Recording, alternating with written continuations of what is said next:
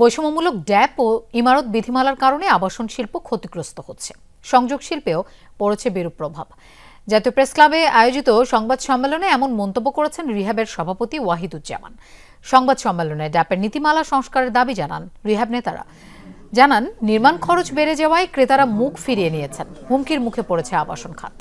আসন্ন বাজেটে নীতি সহায়তার দাবি জানান সংগঠনের নেতারা। তারা বলেন, আগে যে পরিমাণ জমির উপর 10 তলা ভবন নির্মাণ করা যেত, এখন 4 তলা করা যাচ্ছে।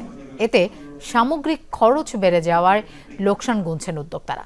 রিহ্যাব বলছে, আবাসন খাতে স্থবিরতা বিরাজ করছে। জন আকাঙ্ক্ষার এই সরকারের কাছে ড্যাপের নীতিমালা সংস্কারের তাগিদ দেন বক্তারা।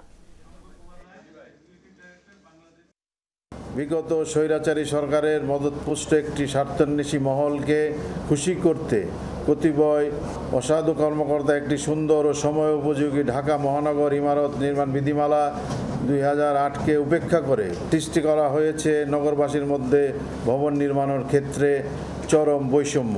এই খাতের স্থবিরতা না কাটলে সরকারের রাজস্ব অনেক কমে যাবে।